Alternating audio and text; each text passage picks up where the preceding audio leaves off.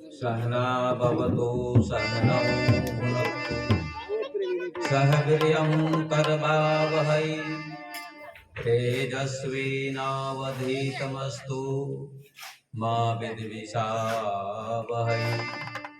गुरुर्ब्रह्मा गुरुर्विष्णु गुरुर्देवो महेश्वरः गुरुः साक्षात् परब्रह्म तस्मै श्री गुरवे नमः।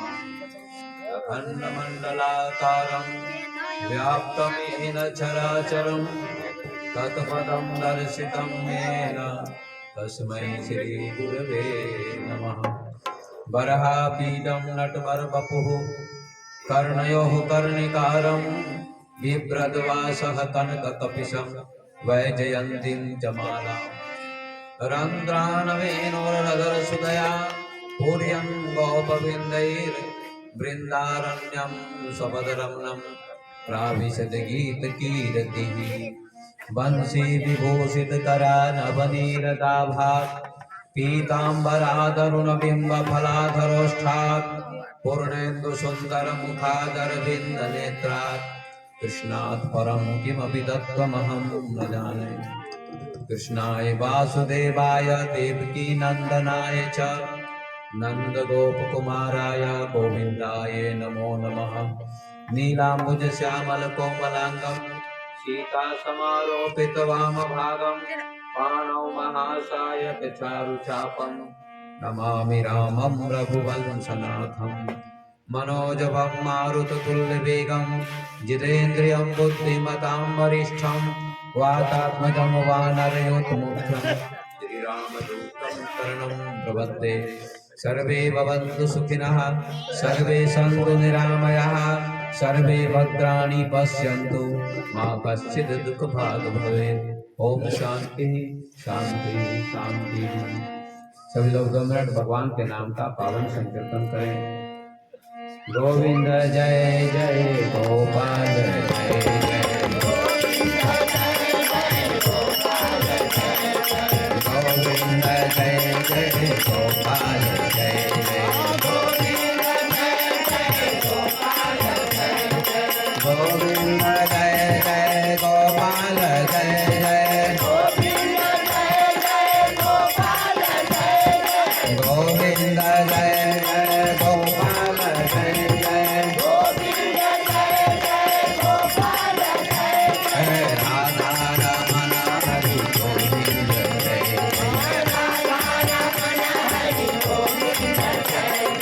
राधा रमण हरि गोविंद जय जय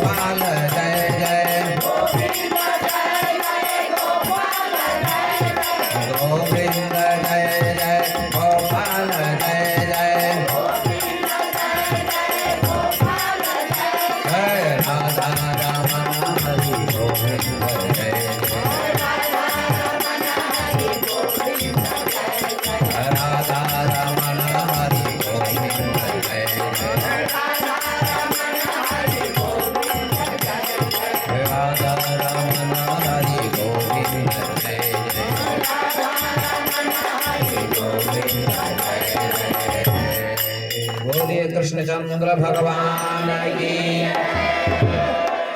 भक्त और भगवान की, सदगुरुदेव भगवान की, श्री हनुमान जी महाराज की, रामचंद्र भगवान की, नगरवस्ती की, सत्संग कराने वाले की, जय जय श्री राधे। उपस्थित भगवत प्रेमी सज्जनों, धर्मानुरागी बंधुओं, भक्ति स्वरूपा माता बहनों एवं बच्चों, आप सभी 2 दिनों से कथा का लाभ ले रहे हैं। आज तीसरा सत्र है कथा का। स्वर्गीय हीराबंश शाह जी के नाम पर ये कथा हो रही है। उनकी आत्मा की शांति के लिए। कल भी आप लोगों ने कथा सुनी। श्राद्ध क्यों किया जाता है इसकी मैंने विस्तृत व्याख्या की, वर्णन किया। आप लोगों ने सुना कि भागवत कथा से प्रेत योनि में जो अंधकारी चला गया था उसको मुक्ति मिल गई। श्राद्ध कर्म मात्र से मुक्ति नहीं मिलती है, भागवत कथा से मुक्ति मिलती है। प्रेत योनि बहुत खराब योनि होती है, उस योनि से भी मुक्ति मिल जाती है भागवत कथा सुनने से। भागवत कथा की बहुत बड़ी महिमा है। जो एक बार भागवत कथा सुन लेता है उसके जीवन का उद्धार हो जाता है। आइए सज्जनों, हर व्यक्ति को धर्म करना चाहिए।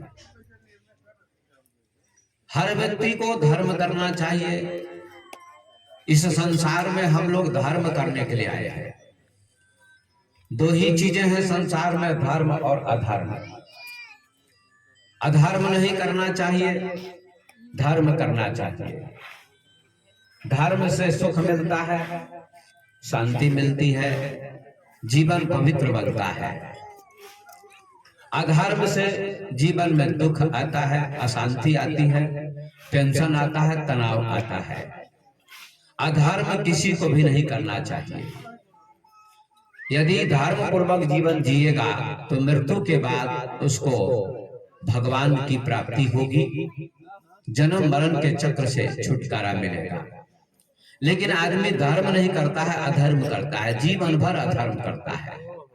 धन कमाता है, पद कमाता है, पैसा कमाता है, मकान बनाता है, जमीन खरीदता है, व्यापार करता है, नौकरी करता है, सारे काम करता है, लेकिन आदमी अधर्म भी करता है साथ साथ। धर्म पूर्वक धन कमाना चाहिए, धर्म पूर्वक ही धन कमाना चाहिए, अधर्म पूर्वक नहीं। शोषण नहीं करना चाहिए, गरीबों का शोषण नहीं करना चाहिए, किसी को दुख नहीं देना चाहिए। सबसे बड़ा धर्म क्या है? मंदिर में जाना धर्म नहीं, मस्जिद में जाना धर्म नहीं है, और सुबह सुबह 2 घंटे फूल लेकर भगवान की आरती करना, पूजा करना भी धर्म नहीं है। सबसे बड़ा धर्म क्या है? भूखे को भोजन देना, प्यासे को पानी देना, नग्न को वस्त्र देना, रोगी को दवा देना, और दुखी को सुखी करना, माता पिता की सेवा करना, सास ससुर की सेवा करना, गुरु की सेवा करना, समाज की सेवा करना, ये सबसे बड़ा धर्म है। ये हमारे शास्त्र में लिखा है। परहित सरिस धर्म नहीं भाई, गोस्वामी जी ने भी लिखा है। सबसे बड़ा धर्म क्या है? मंदिर में जाना धर्म नहीं है। धर्म करना क्या है? दूसरों को सुख देना धर्म है। ये गोस्वामी जी कहते हैं। परहित सरिस धर्म नहीं भाई, पर पीड़ा सम नहीं अधमाई। ये गोस्वामी जी कहते रामायण में। दूसरों को सुख देना सबसे बड़ा धर्म है। परहित सरिस, पर माने दूसरा। अपने बेटे को आप सुख देते हैं, ये धर्म नहीं है, ये स्वार्थ है। ये क्या है? स्वार्थ है। पढ़ाना लिखाना अच्छा है, बुरा नहीं है, पढ़ाई लिखाई बच्चों को अच्छा बनाइए, लेकिन ये स्वार्थ। लोग क्या करते हैं? हम बहुत बड़ा धर्म कर रहे हैं, अपने बच्चे को डॉक्टर बना दिए, इंजीनियर बना दिए। ये धर्म नहीं है। धर्म है पड़ोसी अगर दुखी है तो उसको सुख पहुंचाने का प्रयास कीजिए। अपने बेटे को भी पढ़ाइए, ये नहीं कि नहीं पढ़ाना है, विद्वान बनाना है, डॉक्टर इंजीनियर प्रोफेसर भी बनाइए और अच्छी शिक्षा भी दीजिए कि बेटा अच्छा काम करना, बुरा काम मत करना, सुख देना समाज को। पढ़ लिख के क्या करना चाहिए? सुख देना चाहिए। प्रधानमंत्री क्यों बनते हैं? देश को सुख पहुंचाने के लिए, जनता को सुख पहुंचाने के लिए। जनता इनको प्रधानमंत्री बनाती है। अगर प्रधानमंत्री बनाकर देश को सुख नहीं पहुंचाते हैं प्रधानमंत्री, तो उस प्रधानमंत्री को, उस राजा को नरक मिलेगा। और जो जनता की सेवा करते हैं राजा, वे भगवान कहलाते हैं। उनको जनता फिर चुनेगी और फिर राजा बना देगी, फिर राजा बना देगी। ये रामायण में गोस्वामी जी ने बार बार कहा कि राजा को कैसा होना चाहिए? जनता की सेवा करनी चाहिए, धर्म है।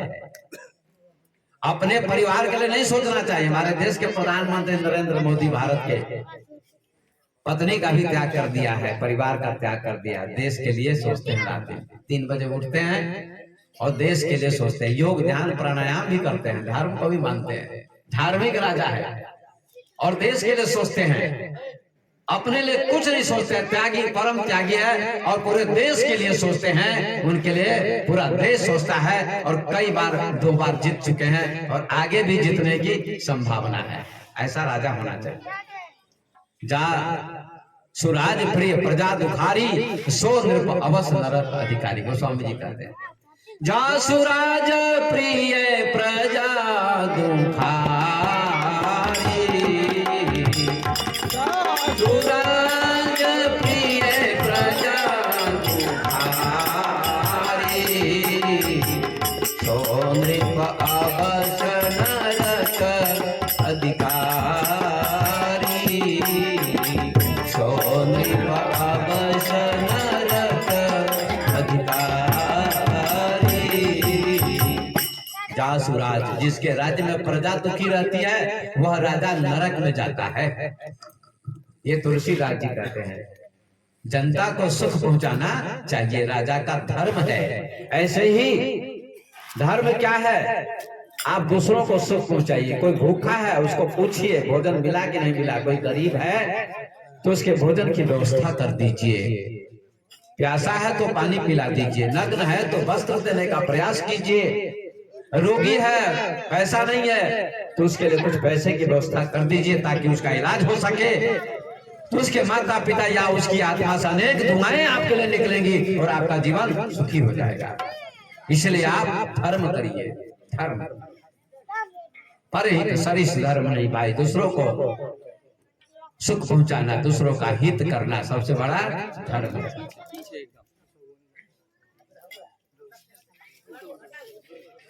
और धर्म के 4 चरण होते हैं। ध्यान दीजिएगा सभी लोग, शांति पूर्वक सुनिए, क्योंकि रिकॉर्डिंग होती है, कोई हल्ला गुल्ला नहीं करेंगे। रिकॉर्डिंग हो रही है, हल्ला गुल्ला मत कीजिए, शांति बनाकर सुनिए एक एक शब्द को। धर्म करना चाहिए, दूसरों को सुख पहुंचाना ही धर्म है, याद रखिएगा। पूजा पाठ करना भी बुरा नहीं है, करिए, लेकिन दूसरों को सुख भी पहुंचाइए तो और अच्छा होगा। तो धर्म क्या है? दूसरों को सुख पहुंचाना। कबीर बाबा ने भी कहा, 4 वेद 6 शास्त्र में बात लिखी है दोए, सुख देवे सुख होता है, दुख देवे दुख होए। 4 वेद 6 शास्त्र में 2 ही बातें लिखी हैं। सुख दोगे तो सुख मिलेगा, दुख दोगे तो दुख मिलेगा। बहुत सुंदर बात यहाँ कबीर ने कही है। यही बात गोस्वामी जी ने भी की है। सबने इसी बात पर प्रकाश डाला है कि सुख पहुंचाओ, दुख किसी को मत दो। धर्म के 4 चरण मेरे सज्जनों, भाइयों, बहनों। धर्म के 4 चरण, चरण माने पैर। हम लोगों के 2 पैर होते हैं और पशु के 4 पैर होते हैं। तो धर्म के 4 चरण होते हैं। आइए उसकी व्याख्या मैं करता हूं, समझाता हूं कि धर्म के 4 चरण कैसे होते, कौन कौन है। तपा शौचम दया सत्यमिति पादा कृते कृता।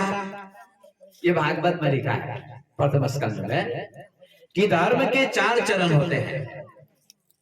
तप, शौच, दान और सत्य, ये 4 चरण हैं।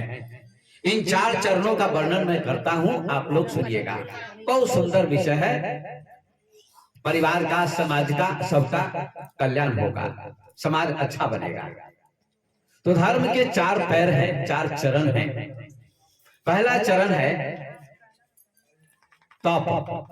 तपः शौचम दया सत्यम इति पादा कृते कृता। तप करना चाहिए व्यक्ति को। तप पहला चरण है, पहला पैर है। राजा परीक्षित जब राजा बन गए, पांडव के पोता, तो राज्य की देखभाल करने के लिए गए, घूमने गए कि जनता में कोई दुखी तो नहीं है। ये राजा का कर्तव्य होता है। जनता में कोई व्यक्ति दुखी तो नहीं है, तो स्वयं घूमने जाते, धनुष पर बांध चढ़ा के। अगर कोई डाकू, बेईमान, चोर, अत्याचारी होगा, उसको मैं दंड दूंगा। ऐसा करके उन्होंने भ्रमण किया, घूमना शुरू किया, गांव-गांव, नगर-नगर। तो रास्ते में जा रहे थे तो देखा एक काला कलूटा आदमी एक बैल और गाय को पीट रहा था। एक काला कलूटा आदमी एक बैल और गाय को पीट रहा था। बैल के 3 पैर कट चुके थे, एक ही पैर था, और गाय की आंखों में आंसू थे। गाय को भी पीट रहा था, लात से, मुक्का से, डंडा से। गाय तो माता होती है ना, और माता को कोई लात से मारेगा तो कितना बड़ा पाप है, बहुत बड़ा पाप है। गाय माता है, गावो विश्वस्व मातरः। गाय के शरीर में सभी देवताओं का निवास है। जो गाय का पेशाब भी पिएगा, गोमूत्र पिएगा, भोरे भोरे, सवेरे सवेरे, सुबह सुबह, उसको गैस नहीं बनेगा और कैंसर की बीमारी कभी नहीं होगी। ये गाय के मूत्र में विशेषता है। गाय का दूध, गाय का दही, गाय का घी। बहुत कफ है, सर्दी है, जुकाम है, खखार निकल रहा है, बलगम है, और 2-3 साल का पुराना गाय का घी मिल जाए, उसकी छाती में मालिश कीजिए तो सारा कफ निकल जाएगा और सर्दी जुकाम ठीक हो जाएगा। इसलिए गाय का बड़ा महत्व है शास्त्र में। इसलिए भगवान कृष्ण गाय चराते थे, गाय चराते थे, और माखन मिश्री खाते थे, और कंस जैसे पहलवान अत्याचारी का भी संहार कर दिया माखन मिश्री खाने से। इतना पावर होता है गाय के घी में, दूध में, मक्खन में। इसलिए गाय रखनी चाहिए घर में। गाय का दूध पीजिए, गाय रखिए। हमारे किसी ने, संत ने या महापुरुष ने या किसी गायक ने भजन गाया है, कृष्ण गान गाय चलाते थे कृष्ण भगवान। गाय के पीछे पीछे चलते थे, नंगे पैर चलते थे। इतने बड़े महापुरुष भगवान। क्या लिखा है जरा सुनिएगा, भजन सुनाता हूं।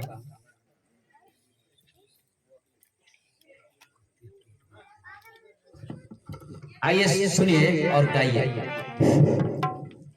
भक्त बुलाते हैं भगवान कृष्ण को, एक बार फिर आ जाओ प्रभु, एक बार भारत में आ जाओ, भारत में भी आ जाओ और नेपाल में भी आ जाओ, सब जगह आ जाओ। क्योंकि भारत में आएंगे, नेपाल में आएंगे तो कैसे काम मरेगा। यहाँ भी आने चाहिए भगवान को। तो लिखा है, भारत में फिर से आ जा रे मनमोहन मुरलिया वाले। भारत में फिर से आ जा रे मनमोहन मुरलिया वाले। मनमोहन मुरलिया वाले, मनमोहन मुरलिया वाले, मनमोहन मुरलिया वाले, मनमोहन मुरलिया वाले। भारत में फिर से आ जा रे मनमोहन मुरलिया वाले। भारत में फिर से आ जा रे मनमोहन मुरलिया वाले। भारत में छाई उदासी, यहाँ गौए भूखी प्यासी। भारत में छाई उदासी, यहाँ गौए भूखे प्यासे। आकर के प्यास बुझा जा रे मनमोहन मुरलिया वाले। आके प्यास बुझा जा रे मनमोहन मुरलिया वाले। भारत में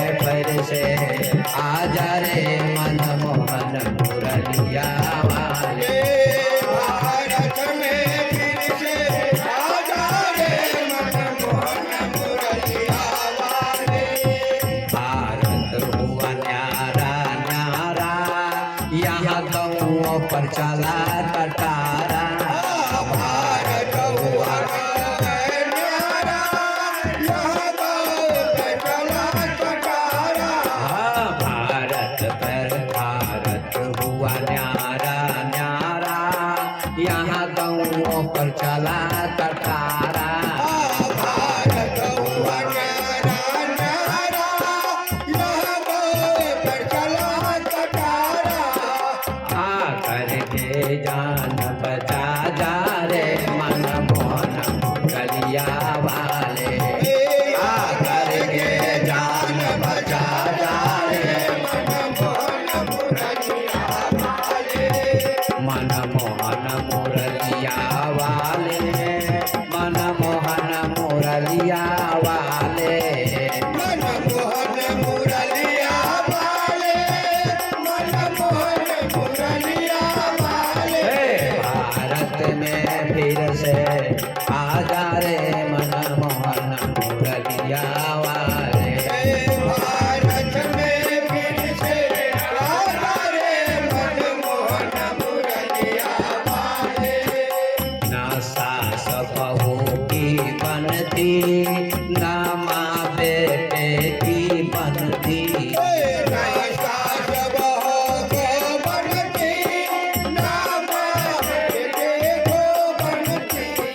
कहते हैं न सास बहू में बात बनती है, न बाप माँ और बेटे में बात बनती है, न भाई भाई में बात बनती है। आके और हे कन्हैया, न सास बहू में बनती, न माँ बेटे में बनती। सास बहू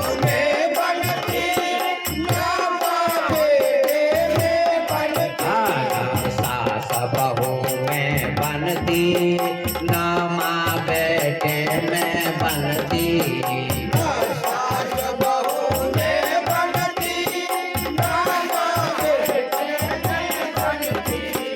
आकर के प्यार बढ़ा जा रे मन मोहन मुरलिया वाले। आकर के प्यार बढ़ा जा रे मनमोहन मुरलिया वाले। हे, आकर के प्यार बढ़ा जा रे मन मोहन मुरलिया वाले। आकर के प्यार बढ़ा जा रे मनमोहन मुरलिया वाले। मन मोहन मुरलिया वाले, मन मोहन मुरलिया वाले। मनमोहन मुरलिया वाले, मनमोहन मुरलिया वाले। आकर के प्यार बढ़ा जा रे मन मोहन मुरलिया वाले।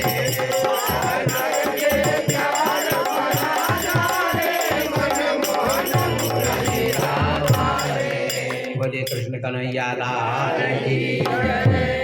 प्रेम से जयकारा लगे। बोलिए कृष्ण कन्हैया लाल की जय।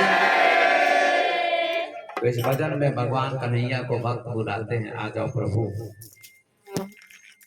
गाय को पीट रहा था कलियुग, काला कलूटा आदमी बैल को भी पीट रहा था, लात से, मुक्के से, डंडे से पीट रहा था। गाय के की आंखों में आंसू थे और बैल के 3 पैर कट चुके थे, एक ही पैर था।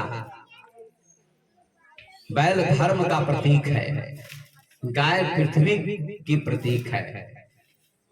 धरती पर जब अत्याचार होता है तो गाय की आंखों में, धरती की आंखों में आंसू हो जाते हैं। धरती रोती है, गाय बन के भागती है रक्षा के लिए। धर्म के 4 चरण हैं, सत्य, तप, दान और पवित्रता।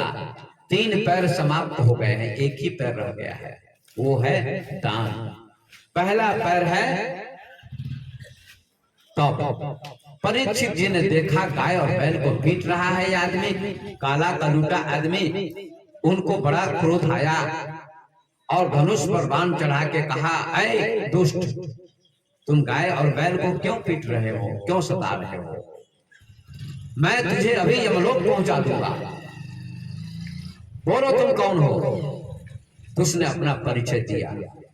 महाराज मैं कलयुग हूं, सतयुग बीत गया, त्रेता बीत गया, द्वापर का अंत है, मेरा युग आने वाला है और मेरे समय में यही होगा।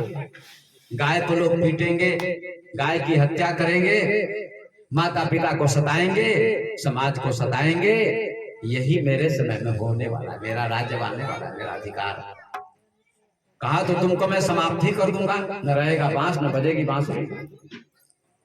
कहा महाराज मारिए मत, कलयुग का एक गुण भी है कि कलयुग में भगवान का नाम प्रेम से लेगा, श्रद्धा से लेगा तो उसका बेड़ा पार भी हो जाएगा। इसलिए कलयुग की विशेषता भी है, इसलिए मारिए मत हमको। तो आइए पहले बैल को सांत्वना देते हैं राजा परीक्षित, आप शांत हो जाइए, विदा हो जाइए। 3 पैर जोड़ दिए, 4 पैर हो गए, बैल भी चला गया। गाय को सांत्वना दी, गाय भी चली गई, गाय माता। ये बैल के 4 चरण, धर्म के 4 चरण। बैल धर्म का प्रतीक है। क्यों? भैंस को, भैंस को, कुत्ते को, बिल्ली को, हाथी को धर्म नहीं कहा गया, बैल को धर्म कहा गया है भागवत में। बैल को धर्म क्यों कहते हैं? क्योंकि आज तो विज्ञान के युग में ट्रैक्टर हो गया है और ट्रैक्टर से खेती होती है, तो बैल की जरूरत नहीं रह गई है। कहीं कहीं लोग बैल का उपयोग करते हैं। पहले बैल से ही खेती होती थी ना, हल जोता जाता था खेत और उसी से अनाज उत्पन्न होता था, उसी से धर्म होता था। बैल से खेत जोता जाता था, हल बैल से, और अनाज होता था, अनाज से भोज भंडारा होता था, परिवार का पालन पोषण होता था। तो क्या बैल धर्म का प्रतीक नहीं हो गया? हो गया, इससे धर्म होता था, इसलिए बैल को धर्म माना जाता है। भैंस को नहीं, हाथी को नहीं, क्योंकि उनसे हल नहीं जोता जाता था, उन पशुओं से। बैल से हल जोता जाता था, खेत जोता जाता था और खेती होती थी, उपज होती थी, इसलिए बैल को धर्म का प्रतीक माना गया है। कितना सुंदर उदाहरण भागवत में दिया है। तो पहला पैर क्या है? धर्म का, मतलब बैल का या धर्म का पहला चरण है, पैर है तप। तप करना चाहिए आदमी को। तो आप कहिएगा बाबा हम तो गृहस्थी में हैं, हम कैसे तप करें? आप भी तप करते हैं, खेती करते हैं, ये भी तप है। तपते हैं आषाढ़ के महीने में, धूप निकली हुई है, वर्षा हो रही है, फिर भी लोग खेत में हल चलाते हैं, ट्रैक्टर चलाते हैं या धान की फसल लगाते हैं। ये क्या है? तप नहीं तो क्या है? किसान भी तप करते हैं, ये तप है। विद्यार्थी भी तप करता है, 14 साल 16 साल पढ़ता है, तब डॉक्टर इंजीनियर बनता है, वो भी उसका तप है। अभी तप करेगा, तप माने कठिनाई, तप माने कष्ट, तप माने मेहनत। जब मेहनत करेगा तभी ना आगे सुख मिलेगा। किसान मेहनत करते हैं तो अनाज आता है घर में, परिवार का पालन पोषण होता है, कभी कभी भोज भंडारा भी हो जाता है। जैसे हमारे विनोद जी पिताजी के नाम पर भोज भी कर रहे हैं और एक कथा भी करवा रहे, दोनों भाई मिलके। तो धन्यवाद की बात तो है, भोज भी दे रहे हैं समाज को और भंडारा भी हो रहा है, मतलब कथा भी होती है, साधु संत को हम लोगों को भोजन भी मिलता है। तो ये भंडारा भी हो रहा है, भोज भी हो रहा है, भंडारा भी हो रहा है, दोनों हो रहा है साथ साथ, दोनों हाथ में लड्डू है। तो आइए तप करना चाहिए। हम लोग सोचते हैं बाबा जी ही तप करते हैं, खाली जंगल में चले गए, धुनी रमा के बैठ गए, यही तप है। कोई लंगोटी लगा के बैठ गया, यही तप है। आप ही के गांव में एक बाबा जी बन गए हैं, क्या नाम है उनका? राम प्रवेश दास। उनके माता पिता हमारे भक्त हैं, लेकिन है सरल विचार, साधु बन गए हैं और टट्टी टाट पहनते, टाट माने चट्टी, बोरा पहनते हैं। और वो अभी मिले हमको, आए थे शुरू में यज्ञ में, तो उनके घर भोजन भी हुआ, शायद है या चले गए पता नहीं, है उनके आगे प्रवचन भी हुआ, तो हमको प्रणाम भी करते हैं, मिलते हैं तो। और उनके घर में पूजा हुई तो अपने माता पिता से बोले कि आपको पूजा में बैठने नहीं देंगे जब तक कंठी माला न लीजिएगा। तो हम तो आपके बेटे हैं, आप विवेक बाबा से कंठी माला ले लीजिए, आए हुए हैं बेचू जी के यहाँ, जाइए कंठी माला ले लीजिए, तब पूजा में बैठने देंगे। उनके माता पिता आए और हमने दोनों को कंठी माला दे दी और तब पूजा में बैठे। काम तो अच्छा किया उन्होंने। तो है अच्छे सज्जन है, तपस्या करते हैं, अच्छी बात है। तो आप भी तप करते हैं, महात्मा लोग भी तप करते हैं, हम भी तपस्या करते हैं, हम भी तपस्या करते हैं। बैठ के 2 घंटे प्रवचन सुनाते, 3 घंटे तपस्या ही है। ध्यान योग करते हैं आश्रम में बैठ के घंटों घंटों, 20 साल से तपस्या करते, साधना योग करते हैं। और जो मैं साधना योग जानता हूँ, मैं घमंड के साथ नहीं करता हूँ, इधर पूरे बिहार में योग साधना सिखाने वाला वो नहीं मिलेगा आपको। वो साधना मैं जानता हूँ, वो साधना बहुत कम महात्मा जानते हैं जो मैं जानता हूँ। तो आप लोग सीखिएगा तभी ना मैं सिखाऊंगा। प्यास होगी तब मैं सिखाऊंगा, अब प्यास नहीं होगी तो कैसे सिखाऊंगा। तो तप मैं भी करता हूं, आप भी करते हैं, और मैं तप करके आप लोगों को ज्ञान सुनाता हूं, सिखाता हूं। मैंने तपस्या की बचपन से, विवाह नहीं किया, शादी नहीं की, बच्चे पैदा नहीं किए, और बचपन से बाबा बन गया, और सैकड़ों हजारों ग्रंथों का अध्ययन किया, सत्संग किया, योग किया, ध्यान किया, और आज इतना ज्ञान हुआ है कि तपस्या के कारण, योग ध्यान के कारण ये ज्ञान इतना प्राप्त हुआ। और आप लोगों को मैं ज्ञान बांट रहा हूँ, सुख दे रहा हूँ। ये क्या है? तपस्या। मैंने तपस्या की है और तपस्या करता हूं, स्वयं तपता हूं। सूरज तपता है तो दूसरे को प्रकाश देता है। सूरज तप रहा है रात दिन, अभी भी सूरज उगा ही हुआ है। आप कहेंगे नहीं हुआ, वो गलत बात है। अमेरिका में सूरज अभी उगा हुआ है, यहाँ नहीं है, हमेशा उगा रहता है। यहाँ नहीं प्रकाश है, वहां प्रकाश है। कभी सूरज डूबता नहीं है, लोग झूठ बोलते हैं, अज्ञानी लोग बोलते हैं।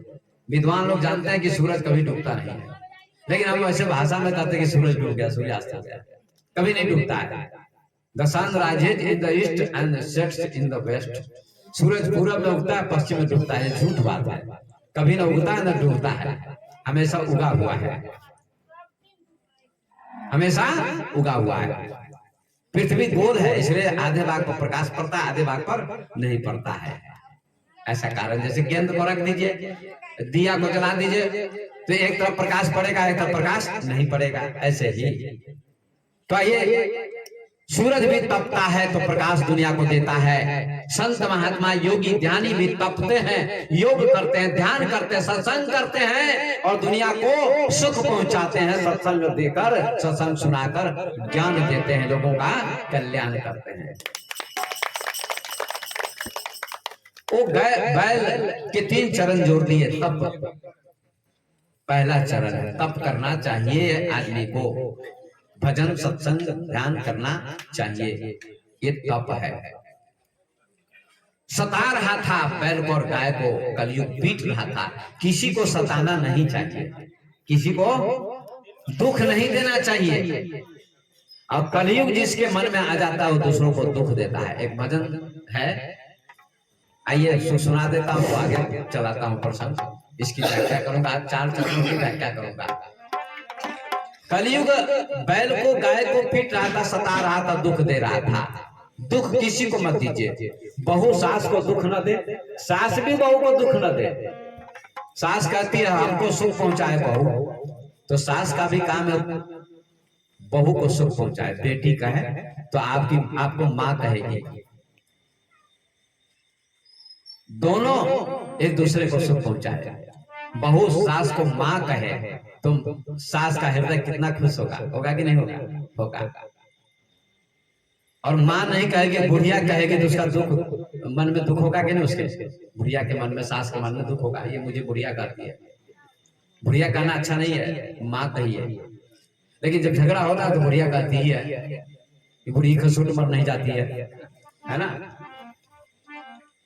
तो बुढ़िया मत कहिए, माँ कहिए। और आप भी बेटी कहिए। सास का भी काम है बहू को बेटी कहना। कितना प्रेम हो जाएगा, और प्रेम ही तो स्वर्ग है। प्रेम हो जाए तो आपका घर स्वर्ग बन जाएगा। मैं निवेदन करता हूँ माँ से, बहनों से, बहुओं से कि आप अपनी सास को सुख पहुंचाइए। आपको क्यों बुलाया गया? माँ जानकी आई जनकपुर से अयोध्या। माँ जानकी की पूजा होती है, सीता जी की। कौशल्या जी कोई काम करने लगी, नई दुल्हन थी अभी सीता जी। कौशल्या जी कोई काम कर रही थी तो सीता जी ने उनका हाथ पकड़ लिया। माँ जी आप काम मत कीजिए, मैं करूंगी। कहा बेटी तुम अभी अभी आई हो, नहीं दुल्हन हो, 2-4 दिन 10 दिन रेस्ट करो, आराम करो तो काम करना। कहा नहीं माँ, बहू को लोग क्यों बुला के लाते हैं विवाह करके? सास को, ससुर को, पति को, देवर को, सबको सुख पहुंचाने के लिए बहू को लाते हैं घर में। अगर मेरे रहते आपको दुख हो जाए, आपको काम करना पड़े तो मुझे धिक्कार है। इसलिए उनका हाथ पकड़ लिया कि माँ मैं काम करूंगी, आपको काम नहीं करना है। कौशल्या जी का हृदय पिघल गया, गले से लगा लिया अपने माँ जान को, और उनकी आंखों से आंसू आ गए। कहा बेटी सीता, मैं तुमको आशीर्वाद देती हूँ। क्या आशीर्वाद देती?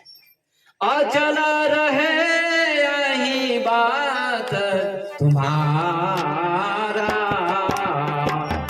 अचल रहे यही बात तुम्हारा, जब लगी गंगा जमुना जलधारा, जब लगी गंगा जमुना जलधारा,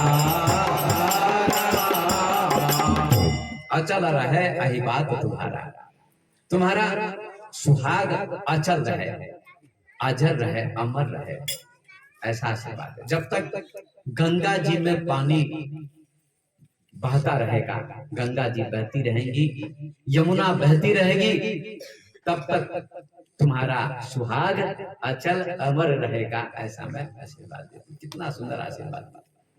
और आज नाम उनका है कि नहीं? सीता जी का नाम, उनकी पूजा हो रही है। तो सीता जैसी बहू होनी चाहिए और कौशल्या जैसी सास होनी चाहिए घर में। आपका घर स्वर्ग बन जाए। करिए प्रयोग करके। बहू कहती है मेरी सास कौशल्या जैसी नहीं है, सास कहती है मेरी बहू सीता जैसी नहीं है। ये झगड़ा क्यों हो रहा है? तुम बहू कौशल्या सीता बन जाए और सास कौशल्या बन जाए, वैसा व्यवहार हो जाए, बस काम बन जाएगा। वैसा व्यवहार हो जाना चाहिए। ये कथा क्यों सुनते हैं आप? अपने जीवन को स्वर्ग बनाने के लिए, सुखी बनाने के लिए कथा सुनते हैं। हीरावन शाह जी धन्यवाद के पात्र थे, उनके नाम पर एक कथा हो रही है और उनके बेटे कथा करवा रहे हैं, और आप लोगों को भी लाभ मिल रहा है, समाज को भी, सबको लाभ मिल रहा है। तो कलयुग सता रहा था, बैल को गाय को पीट रहा था। किसी को सताना नहीं चाहिए, दुख नहीं देना चाहिए।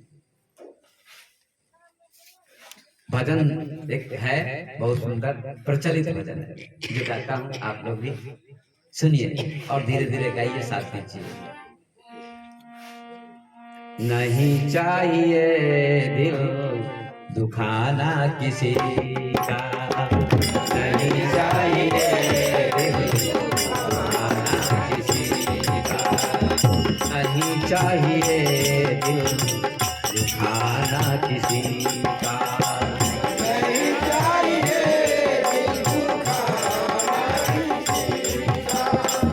सदा न रहा है, सदा न रहेगा जमाना किसी का, नहीं चाहिए दिल दुखाना किसी का, सदा रहा है, सदा रहेगा, नहीं चाहिए दिल दुखाना किसी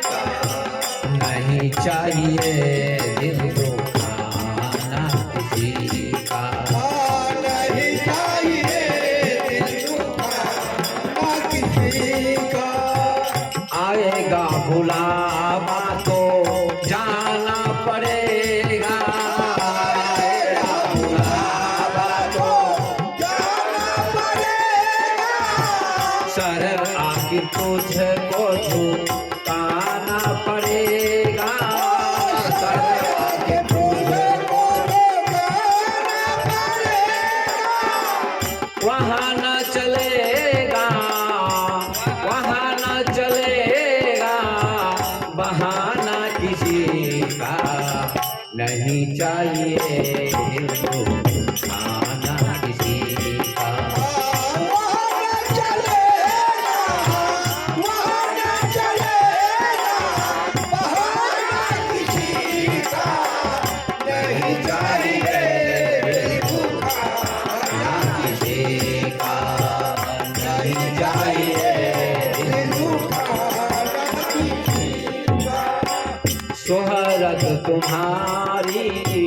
घरी रह जाएगी ये शोहरत तुम्हारी, घरी रह जाएगी शोहरत तुम्हारी, घरी रह जाएगी ये शोहरत तुम्हारी, घरी रह जाएगी। दौलत तुम्हारी, दौलत तुम्हारी यही रह जाएगी, नहीं साथ जाता, नहीं साथ जाता, नहीं साथ जाता, नहीं साथ जाता, खजाना किसी का नहीं चाहिए दिल को आना किसी का।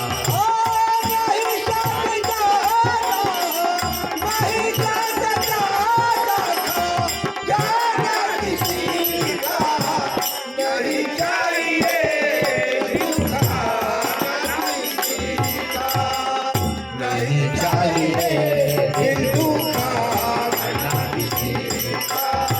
सदा ना रहेगा, सदा ना रहा है, सदा ना रहा है, सदा ना रहेगा जमाना किसी का, नहीं चाहिए दिल को आना किसी का। सदा न रहेगा, सदा न रहेगा, जाना किसी का नहीं चाहिए दुखाना किसी का, नहीं चाहिए दुखाना किसी का। पहले तो तुम अपने आप को संभालो, पहले तो तुम अपने आप को संभालो। हक नहीं बुराई तुझको, हक न बुराई तुझको औरों में निकालो। बुरा है बुरा जग में बताना किसी का, बुरा है बुरा जग में, बुरा है बुरा जग में बताना किसी का, नहीं चाहिए दिल को आना किसी का। बुरा है बुरा जग में, बुरा है बुरा जग में बताना किसी का नहीं चाहिए दुखाना किसी का, नहीं चाहिए दुखाना किसी का नहीं चाहिए दिल दुखाना किसी का। दुनिया का गुलशन सदा सदा ही रहेगा, दुनिया का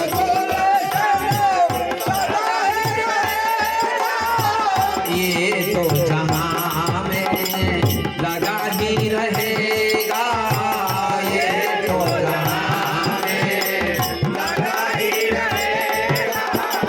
आना किसी का जग में, आना किसी का जग में, जाना किसी का नहीं चाहिए दिल को आना किसी का।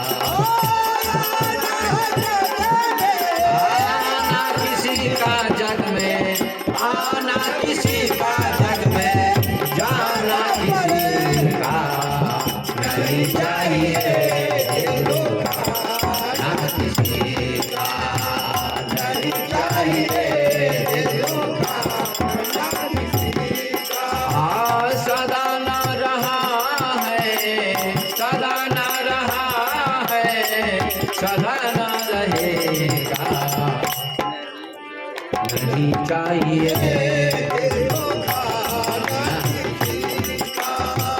नहीं चाहिए किसी का, नहीं चाहिए दिल दुखाना किसी का, नहीं चाहिए दुखाना किसी का। बोले श्री राम भगवान की, बोलिए कृष्णचंद्र भगवान की, मस्ती में बोलिए बोले कृष्ण कन्हैया लाल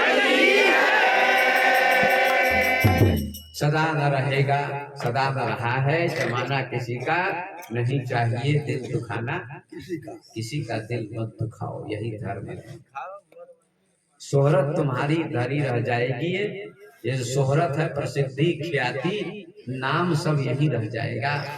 दौलत तुम्हारी यही रह जाएगी, ये दौलत भी यही रह जाएगी, संपत्ति नहीं साथ जाता, खजाना किसी का नहीं चाहिए दिल दुखाना किसी का।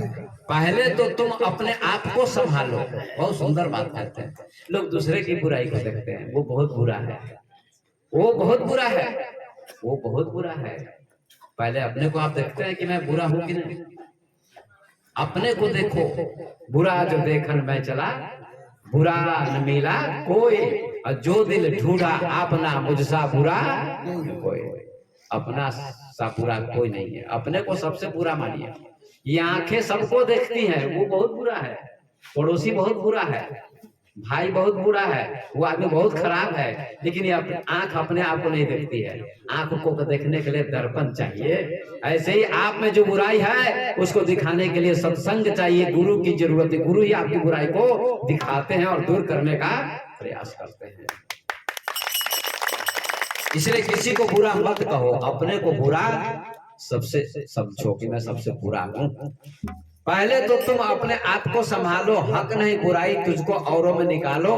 बुरा है बुराई, बुरा है बुरा जग में बताना, किसी का नहीं चाहिए दिल दुखाना किसी का। कितना सुंदर कहते हैं इस भजन में। दुनिया का गुलशन सदा ही रहेगा, ये चमक दमक है सूरज चांद पृथ्वी, ये नदी पहाड़ गंगा, ये समुद्र फूल पेड़ पौधे, ये आदमी ये स्त्री ये पुरुष ये पशु ये पक्षी, सब रहेंगे और हम ही चले जाएंगे। सब यही रहेंगे, सूरज चांद रहेंगे, हम लोग धीरे धीरे चले जाएंगे। पृथ्वी तो रहेगी, हम लोग चले जाएंगे। दुनिया का गुलशन सदा ही रहेगा। यूं तो जहां में, यह तो जहां में लगा ही रहेगा, ये मेला तो लगा ही रहेगा। आना किसी का जग में, जाना किसी का। कोई आ रहा है दुनिया में, जन्म ले रहा है, कोई जा रहा है। इस सृष्टि का नियम है। किसी की मृत्यु आज हो जाती है और किसी का जन्म होता है। किसी का आज विवाह हो रहा है और आज किसी की मृत्यु हो गई होगी। बहुत लोगों की मृत्यु हो गई है, हो गई होगी। जैसे हीरावन शाह जी की मृत्यु हो गई और उनके नाम पर एक कथा चल रही है। ऐसे मृत्यु किसी की होती है और कोई जन्म लेता है। सृष्टि का नियम है। आना किसी का जग में, जाना किसी का, नहीं चाहिए दिल दुखाना किसी का। ये जीवन में उतारिए, समझिए। तो तप क्या है? पहला चरण है, तप करना चाहिए। आप भी बैठे हुए कथा सुन रहे हैं, 2-3 दिनों से, 2 दिनों से तीसरा दिन है, तीसरी रात, ये आप तप कर रहे हैं, बैठ के सुन रहे हैं, तप है। लेकिन जीवन को भी तपाइए पूरे। एक केवल कथा में ही नहीं सुनिए, घर पर जाकर जीवन में उतारिए। नहीं तो यहाँ सुन लीजिए, वहां जाके झाड़ दीजिए घर पर। बाबा की बात यही झाड़ के चले जाते हैं, हटा के चले जाते हैं। घर पर ले जाने की जरूरत नहीं है। घर पर ले जाइए हमारी बात को, संत की बात को, ज्ञानी की बात को, जीवन में उसको उतारने का प्रयास कीजिएगा तो आपका जीवन पवित्र होगा, निर्मल होगा, आपकी बुराई मिटेगी। ये सत्संग साबुन है, कथा साबुन है और पानी है। जैसे कपड़े को साबुन और पानी से धोते हैं, ऐसे ही अपने मन को सत्संग का पानी और ज्ञान के साबुन से धोना चाहिए। यही कथा का फल है। सत्संग पानी है और जल है। आइए, तप पहला चरण है धर्म का, तप करो। और दूसरा चरण क्या है? सत्य, सत्य बोलो, झूठ मत बोलो। आप लोगों ने सुना होगा, सजन रे झूठ मत बोलो, खुदा के पास जाना है। सजन रे झूठ मत बोलो, खुदा के पास जाना है। न हाथी है न घोड़ा है, वहाँ पैदल ही जाना है। न हाथी है न घोड़ा है, वहाँ पैदल ही जाना है। सजन रे झूठ मत बोलो, खुदा के पास जाना है। सजन रे झूठ मत बोलो, खुदा के पास जाना बोलो, झूठ सबसे बड़ा पाप है। तो कहिएगा झूठ बिना काम तो ना चलेगा। दुकान कर रहे हैं, 5 रुपए का साबुन है तो 10 रुपए 8 रुपए का नहीं पड़ेगा। तो ग्राहक को कहेगा 5 रुपए का साबुन है तो 4 रुपए लगाएगा, 4 रुपए में दे दीजिए तो घाटा हो जाएगा, तो फिर क्या कीजिएगा। तो 5 जगह झूठ बोलने का नियम है। भागवत में कहते हैं, बहुत सुंदर बात बताते हैं कि बिना मतलब के झूठ मत बोलो ठगने के लिए, लेकिन 5 जगह झूठ बोल सकते हो। ये भागवत में लिखा हुआ है 8वें स्कंद में। मैं कथा सुना था भागवत की, तो अभी भागवत में से संक्षिप्त में सुनाता हूँ क्योंकि समय का अभाव है, इसलिए थोड़ा थोड़ा सुनाता हूँ। तो 5 जगह झूठ बोलने का नियम है। स्त्रीषु नर्म विवाहे च वृत्त्यर्थे प्राण संकटे गोब्राह्मणार्थे हिंसायाम नान्यतम साधुपसितम। ये श्लोक है, शुक्राचार्य जी बलि से कहते हैं, भगवान वामन गए बलि के यज्ञ में, कहा 3 कदम भूमि दे दो। शुक्राचार्य ने आंखें बंद की और देखा कि ये कौन है, ब्राह्मण है कि कौन है। तो आंख बंद करके देखा उन्होंने, तो कहा ये कोई ब्राह्मण नहीं है, तो साक्षात विष्णु भगवान है जो ब्राह्मण के रूप में आए हैं, इसलिए इनको दान मत दो, नहीं तो सब नाप लेंगे, सब ले लेंगे। तो बलि ने कहा प्रभु कोई बात नहीं है, गुरुदेव अगर भगवान ही मेरे द्वार पर भिखारी बन के आए तो सबसे बड़ा मेरा सौभाग्य है कि भगवान भिक्षा मांगने आए मेरे द्वार पर। तेरे द्वार खड़ा भगवान भगत भर ले रे झोली, तेरे द्वार खड़ा भगवान भगत भर ले रे झोली। तेरा होगा बड़ा यह शान, युग युग पड़ेगी तेरी शान। तेरा होगा बड़ा यह शान कि युग युग बढ़ेगी तेरी शान। तेरे द्वार खड़ा भगवान भगत भर ले रे झोली। गाया किसी ने, गायक ने, तेरे द्वार खड़ा भगवान भगत भर ले रे झोली। तेरे द्वार पर भगवान खड़े हैं, मांग रहे हैं, ये तो सौभाग्य तुम्हारा। जिसके घर पर भगवान मांग के खाए या गुरुदेव भी मांग के खाए जिस भक्त के यहाँ, उस भक्त का सौभाग्य होना चाहिए। सौभाग्य होता है, सबके घर पर मांग के नहीं खाते।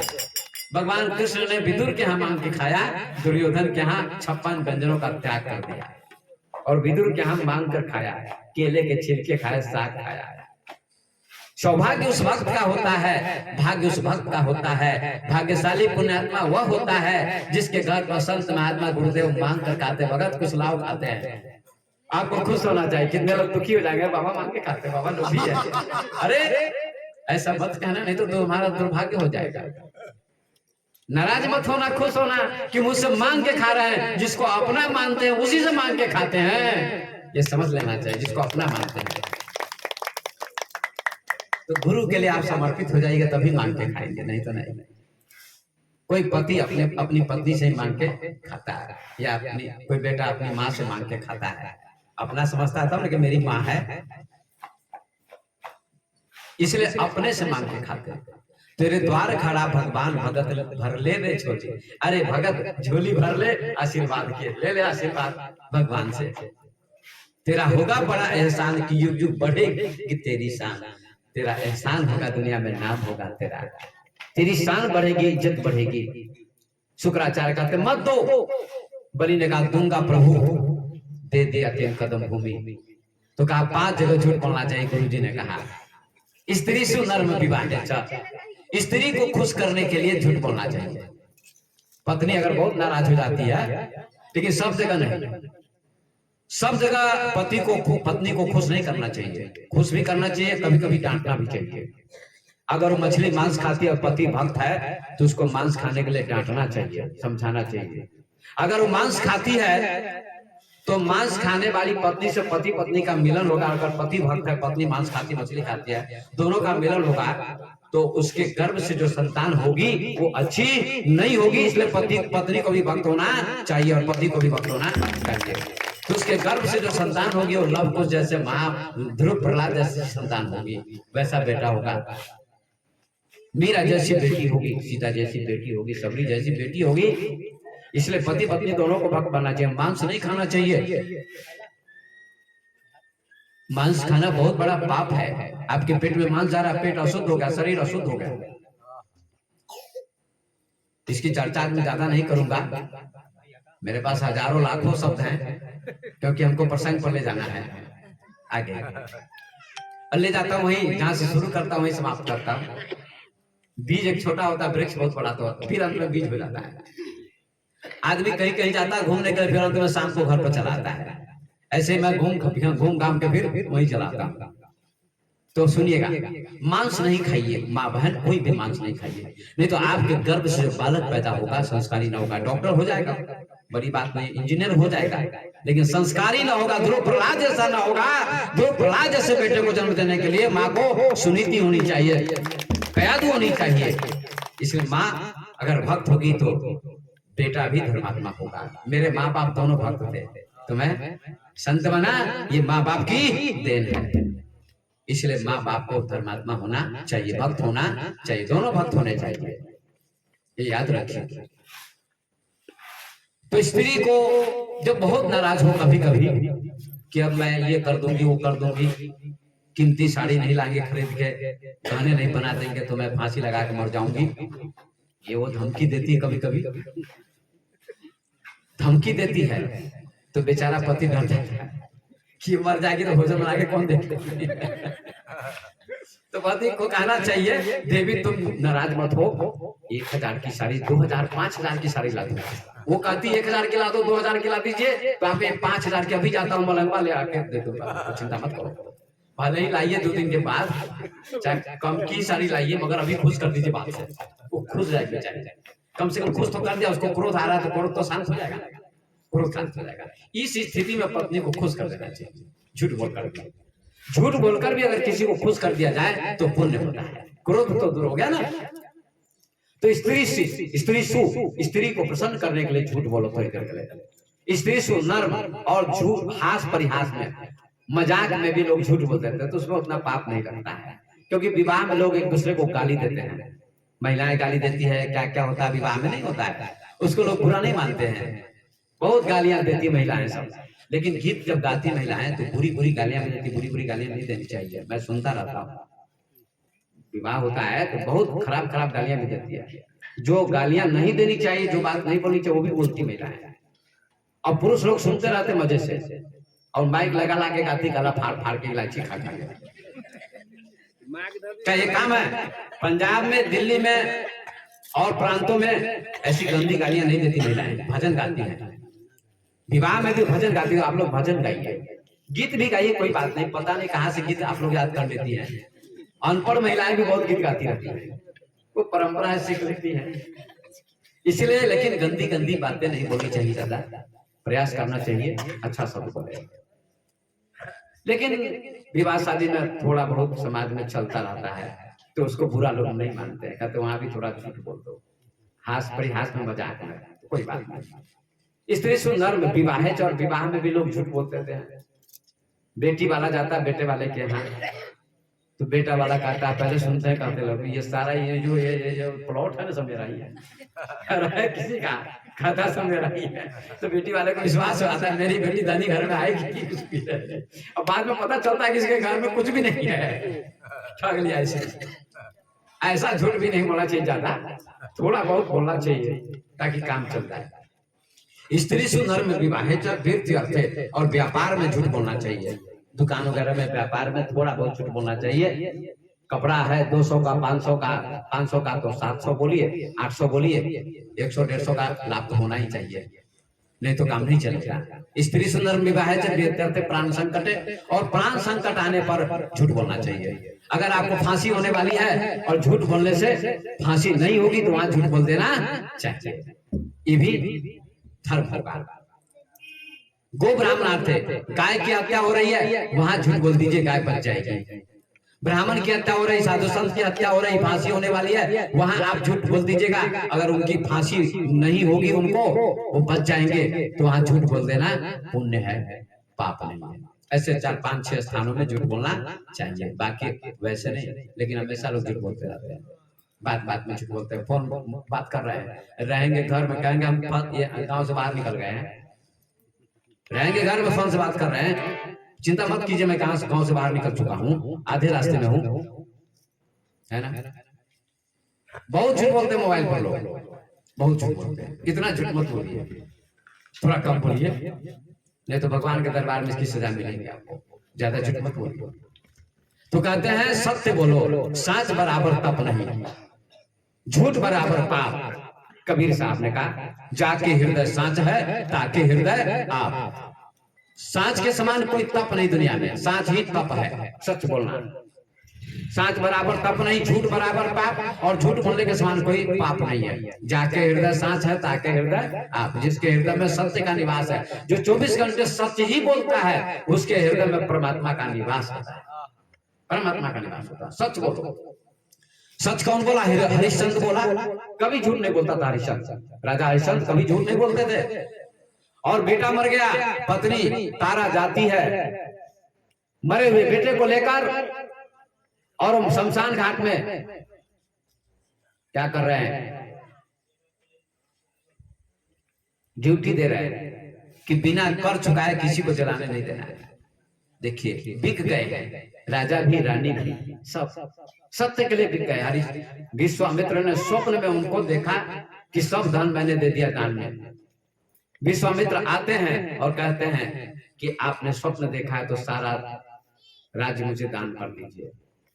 स्वप्न में राज्य दान कर दिया था विश्वामित्र को, तो सब दान कर दिया, सारा सब दान कर दिया, और कुछ बाकी रह गया तो कहा आपको बिकना पड़ेगा। तो बिक गए काशी में, डोम के यहाँ बिक गए राजा हरिश्चंद्र, और शमशान घाट में ड्यूटी करते थे। पत्नी ब्राह्मण के यहाँ चक्की चलाती थी।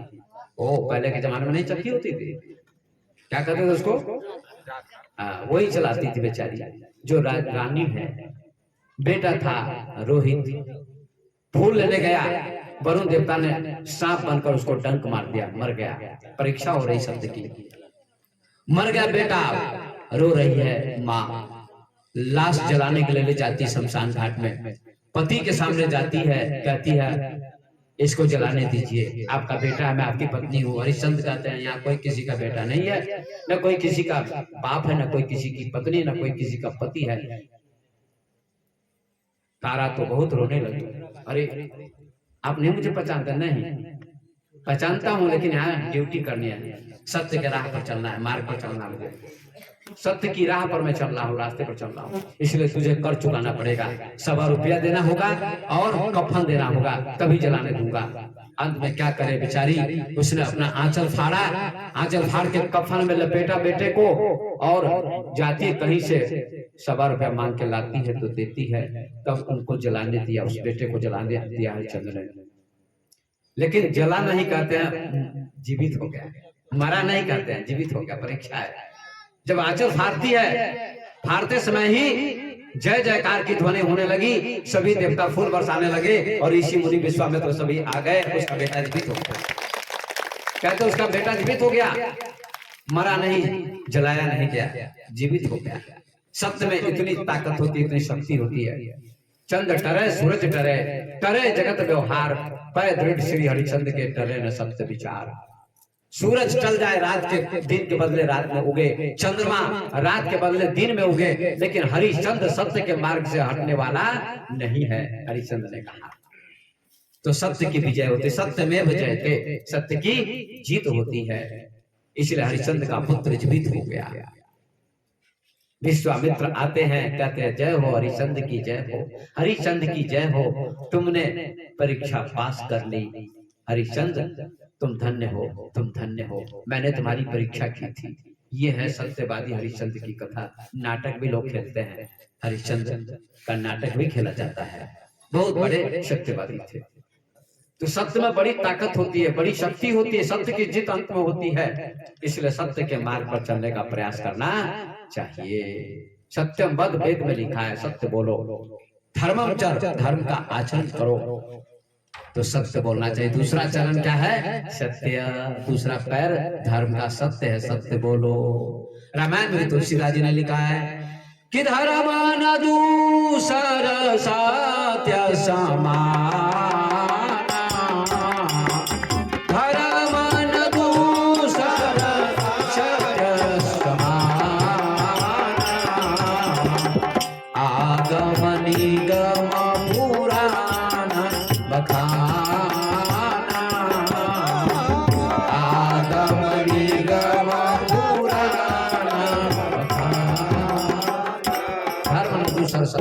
उतना सत्य के समान दूसरा कोई धर्म नहीं है। ये गोस्वामी जी ने कहा। ये दूसरा चरण है। तीसरा चरण क्या है? दान। अब दान है तीसरा चरण, तीसरा पैर धर्म का। दान भी करना चाहिए आदमी को, दान करना चाहिए। 10वां अंश दान करना चाहिए हर व्यक्ति को। 10,000 में 1,000 रुपया दान देना चाहिए। समाज में, गरीब में, कहीं कहीं, और गुरु को 10वां अंश गुरु को दीजिए और जीवन जन्म सुफल कर लीजिए। ध्यान दीजिएगा, 10वां अंश गुरु को देना चाहिए।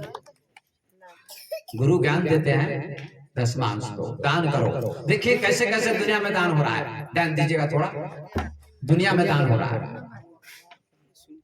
कोई बात नहीं भी बोलिए, नहीं वो जलते रहने दीजिए, चाहे धीरे धीरे चुपचाप आके जला दीजिएगा, जलाना हो तो अगरबत्ती है जो भी, लेकिन बोलिए नहीं, शांति सुनिए। बोलिए हरि राजा हरिश्चंद्र महाराज की, कृष्ण कन्हैया लाल की। तो दान करना चाहिए हम लोगों को, दान करना चाहिए। दान बहुत बड़ा धर्म है। चिड़िया चुमुच भर ले गई, घटे न सरिता नीर, दान दिए धन ना घटे, जो सहाय रघुवीर। पक्षी पानी पीता है गंगा में से, नदी में से, कमी आती है? नहीं आती। कितना पानी पिएगा पक्षी? नदी बहती रहती है।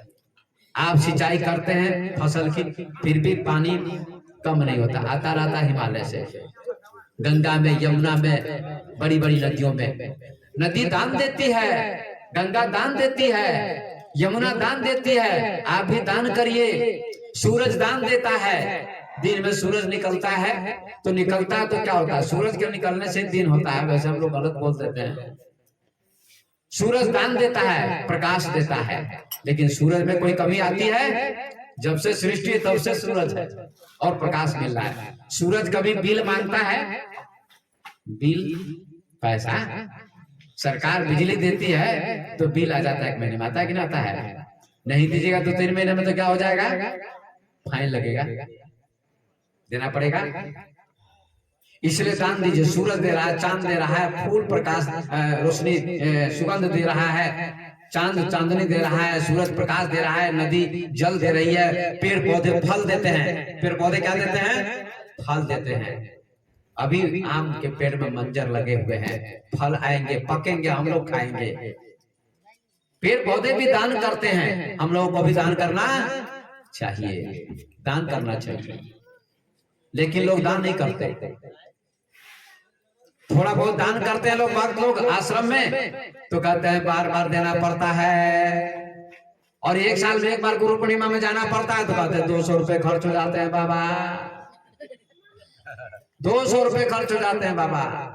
अरे तुम अपने बेटे के लिए लाखों खर्च करते हो, और वही बेटा जब विवाह करता है, पत्नी आती है तो उसको लेकर अलग हो जाता है, दिल्ली बम्बई चला जाता है अगर डॉक्टर इंजीनियर है तो।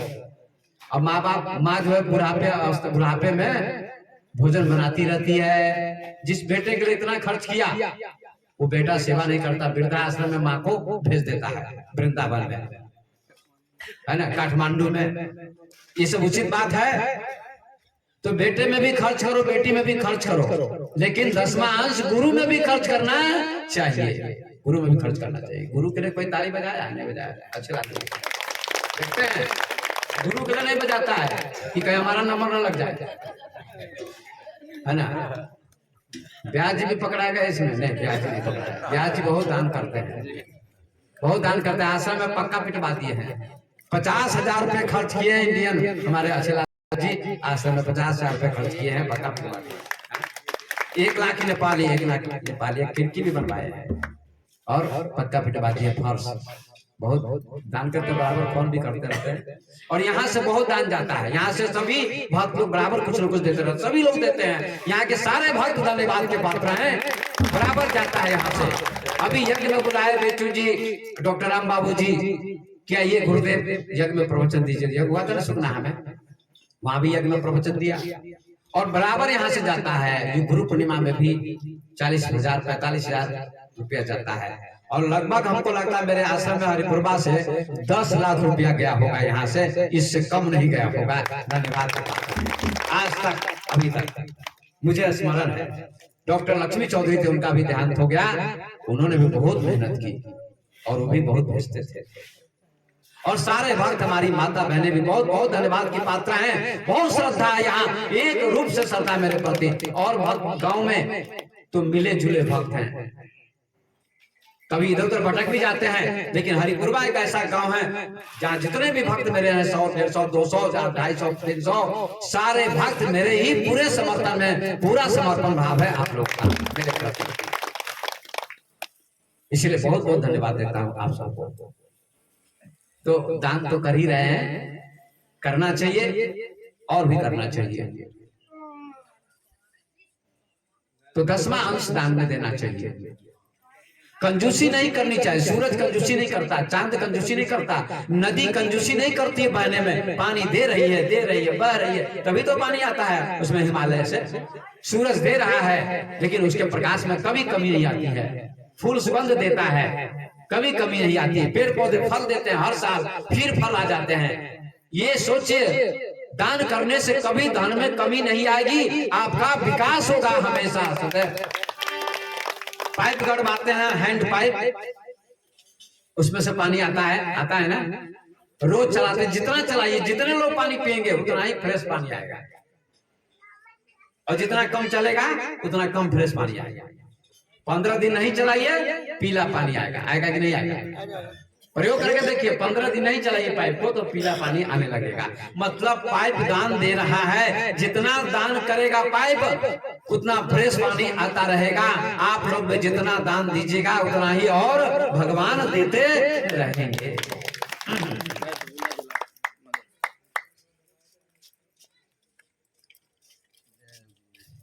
इसीलिए किसी ने कहा, का कर्म राई राई पाई पाई जोर के, उड़ जाइए सुगन मायक दिन पिंजरबा के छोड़ के, उड़ जाइए सुगन मायक दिन पिंजरबा के छोड़ के।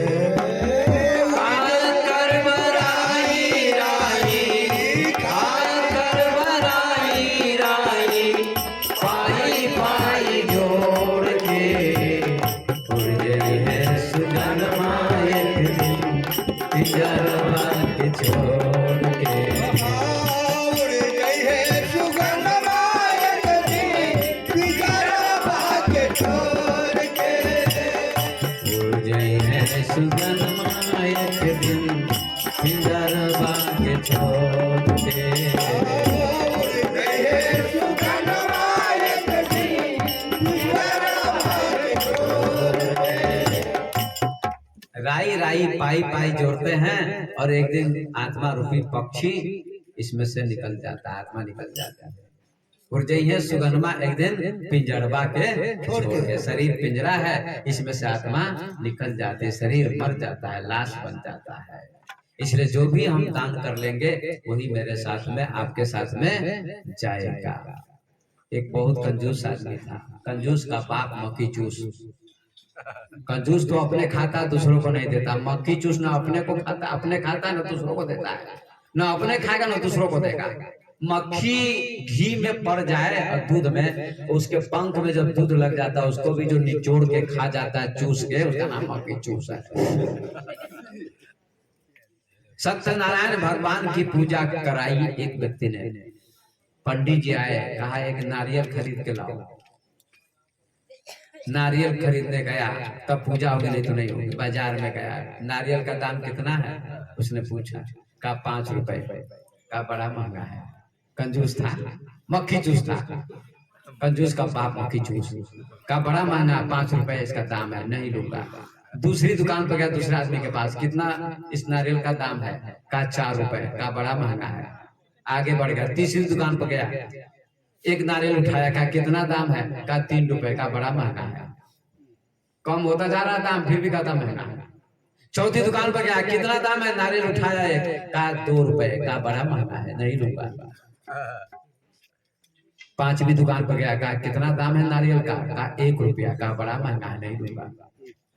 तो दुकानदारों ने कहा आप नारियल नहीं लेना चाहते हैं आप फ्री में चाहते हैं ना? कहा फ्री में चाहिए ना, तो जंगल में चले जाइए। जंगल बात बस पास में है, चले जाइए। जंगल में चला गया, नारियल के पेड़ लगे हुए थे, बहुत फल लगे हुए थे नारियल के पेड़ में। वो चढ़ा नारियल के पेड़ पर, नारियल के पेड़ में बहुत फल लगते हैं। पेड़ पर चढ़ गया और चढ़ गया तो दाएं हाथ से नारियल का फल पकड़ा तोड़ने के लिए, बाएं हाथ से डाली पकड़े हुआ था। तो अब उसका हाथ छूटने वाला है, गिरने वाला था। उसने कहा मैं गिर जाऊंगा तो हाथ पैर टूट जाएंगे, तो बड़ा गड़बड़ होगा। अब पूजा कैसे होगी? तो एक हाथी वाला जा रहा था, हाथी पे बैठ के महावत। नारियल तोड़ने वाले ने हाथी वाले को देखा, उसने कहा ए महावत हाथी वाला, इधर आओ, इधर आओ, पेड़ के नीचे हाथी को खड़ा करो। जो नारियल तोड़ रहा था कंजूस का बाप पकीचूस, उसने कहा हाथी यहाँ खड़ा कर दो नारियल के पेड़ के सामने, और तुम भी खड़े हो जाना। तेरे कंधे पर मैं पैर रखूंगा और मैं उतर जाऊंगा, तुम भी उतर जाना। जब मैं उतर जाऊंगा तो तुम हाथी को आगे ले चले जाना, अपना ले जाना, जहां जाना होगा वहां चले जाना, और तुमको मैं 1000 रुपए इनाम दूंगा। अब बताइए 1 रुपए का नारियल नहीं खरीद पाया, वो 1000 रुपए का इनाम कैसे देगा उसको? लेकिन बेवकूफ बना रहा है महावत को, हाथी वाले को। हाथी वाले को लोभ आ गया, महावत को। लोभ पाप का कारण है, लोभ पापस्य कारण, लोभ पाप का कारण है, लोभ पाप का बाप बखाना। हाथी वाला महावत को लोभ आ गया, हाथी को लेकर आया और हाथी को खड़ा कर दिया पेड़ के नीचे, और वो भी खड़ा हो गया। महावत कहा ऐ नारियल तोड़ने वाला, मेरे कंधे पर पैर रखो। तो नारियल तोड़ने वाले व्यक्ति ने उसके कंधे पर पैर रखा, एक हाथ में नारियल है, बाएं हाथ को छोड़ दिया। जब उसके कंधे पर पैर रखा नारियल तोड़ने वाले व्यक्ति ने महावत के कंधे पर, तो हाथी चल पड़ा। जब चल पड़ा तो दोनों धड़ाम से गिर गए, और गिर गए तो फ्रैक्चर हो गया, दोनों के हाथ पैर टूट गए, और दोनों जाके हॉस्पिटल में हॉस्पिटलाइज हो गए, और 10-10 हजार रुपए खर्च हुए। बोले वृंदावन बिहारी लाल की। इसलिए 1 रुपए का नारियल नहीं खरीदा तो 10,000 रुपए खर्च हो गए। और कंजूस का धन खाए डॉक्टर हकीम, कहावत है ना, कंजूस का धन खाए डॉक्टर हकीम। तो डॉक्टर ने खाया कि नहीं खाया? 10,000 रुपए खर्च करने पड़े उसको, और 1 रुपए का नारियल नहीं खरीदा, 5 रुपए का नारियल नहीं खरीदा, तो लेना का देना हो गया, लेना का देना हो गया। इसलिए व्यक्ति को दान करना चाहिए, पुण्य करना चाहिए। बोलिए वृंदावन बिहारी लाल की। तो तीसरा चरण क्या है? दान है। दान करना चाहिए, नहीं तो इस दुनिया से तो जाना ही होगा, दुनिया से जाना होगा। एक दिन जाना होगा जरूर, एक दिन जाना होगा जरूर, एक दिन जाना होगा जरूर, एक दिन जाना होगा जरूर, एक दिन जाना होगा जरूर, एक दिन जाना होगा। आइए समझो, एक दिन जाना होगा जरूर, एक दिन जाना होगा जरूर,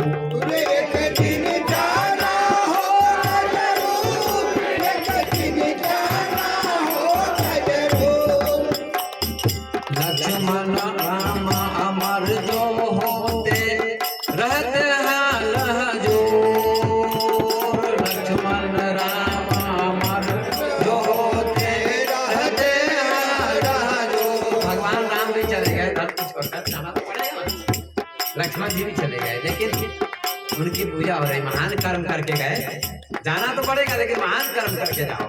राम की पूजा हो रही है, भगवान कृष्ण की पूजा हो रही है, लक्ष्मण जी की पूजा हो रही है, माँ जानकी की पूजा हो रही है, गांधी की पूजा हो रही है, मीरा की पूजा हो रही है, सबरी का नाम हो रहा है, इसलिए जाना तो पड़ेगा।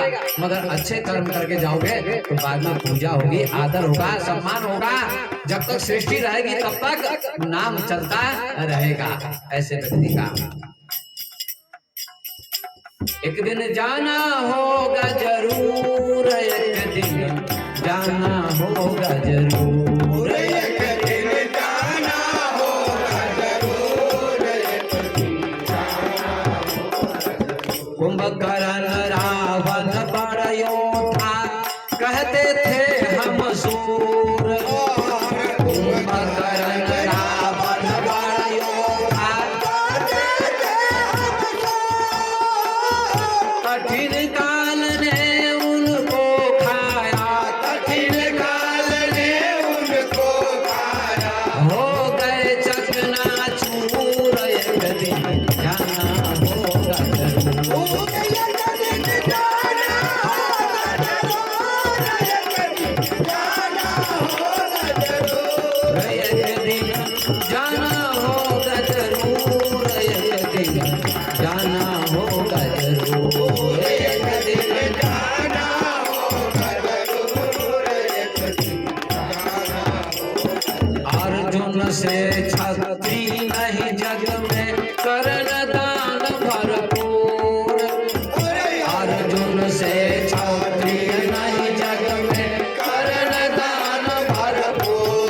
अर्जुन जैसा छत्री नहीं जगत में कोई हुआ, और कर्ण जैसा कोई दानी नहीं। कर्ण भी दान करता था, प्रत्येक दिन 1.25 तोला सोना दान करता था। कर्ण 1.25 तोला, इतना बड़ा दानी था। भगवान कृष्ण कर्ण की बड़ी प्रशंसा करते थे अर्जुन के सामने। अर्जुन कहता था, आप कर्ण की प्रशंसा करते हैं, मेरी नहीं? कहा नहीं, कर्ण की प्रशंसा करूंगा। अगर परीक्षा करनी हो तो चलो कर्ण के घर पर। कर्ण के घर पर जाते कृष्ण भगवान अर्जुन ब्राह्मण का वेश बनाकर। ब्राह्मण को देखकर कर्ण कहता, आइए ब्राह्मण देवता प्रणाम, क्या सेवा करूं आप दोनों की? कहा सोना चाहिए। तो सोना तो देता ही था सबसे। किस सोने के लिए गए? दांत में एक सोना था, दांत, सोने का दांत लगवाया था उसने। कहा तुम्हारे दांत के बीच में जो सोने का दांत है वो मुझे निकाल के दे दो। भगवान कृष्ण ने कहा। कर्ण ने कहा कि दे दूंगा, दे दूंगा। थोड़ा सा पत्थर ला दीजिए, मसाला पीसने वाला जो पत्थर है। वो घायल हो चुका था, मरने वाला था अर्जुन के बाण से। उस समय अभी मरा नहीं था, उस समय परीक्षा करने जाते हैं, मरने वाला था। अर्जुन कहता है जरा पत्थर दे दीजिए, उस पर अपना दांत पटकूंगा और ये सोने का दांत निकल जाएगा, आप ले लीजिएगा। देखिए मरते समय में भी उसने कहा मैं दान दे दूंगा। भगवान कहते मैं तुम्हारा नौकर नहीं हूं जो पत्थर उठा के दूंगा तुमको। मैं तुमको दांत निकाल के देना होगा स्वयं। कर्ण ने कहा जो आज्ञा। घसीटते जाता है और पत्थर पर मारता है दांत को, दांत बाहर आ जाता है। भगवान कृष्ण अपने रूप में आ जाते हैं, कृष्ण के रूप में अर्जुन भी अपने रूप में आ जाते हैं। और कृष्ण भगवान कहते हैं धन्य हो कर्ण, धन्य हो कर्ण, तुम जैसा दानी न कभी हुआ है न कभी होगा। समझना होगा। अच्छा चलिए 8:30। अच्छा अभी आधा घंटा है, 9 बजे तक कार्यक्रम चलेगा ना। अच्छा अच्छा अच्छा अच्छा 15-20 मिनट, 15 मिनट और। ठीक 15 मिनट और विराम दे दूंगा। कर्ण की बड़ी प्रशंसा की। मृत्यु के समय में भी कर्ण ने घसीट कर पत्थर पर अपना दांत तोड़ा और कृष्ण भगवान को दिया। भगवान कृष्ण की आंखों से आंसू आ गए। कहा धन्य है कर्ण। अर्जुन ने भी कर्ण को प्रणाम किया। कहा धन्य है कर्ण, ऐसा दानी न कभी हुआ है न कभी होगा। उसका नाम अमर है। वही इस भजन में कहते हैं अर्जुन से क्षत्रिय नहीं जग में, कर्ण दान भरपूर। अर्जुन से क्षत्रिय नहीं जग में, कर्ण दान भरपूर। भीम युधिष्ठिर पांचों पांडव, भीम युधिष्ठिर पांचों पांडव, भीम युधिष्ठिर पांचों पांडव, भीम युधिष्ठिर पांचों पांडव। मिल गए माटी धूल, एक दिन जाना हो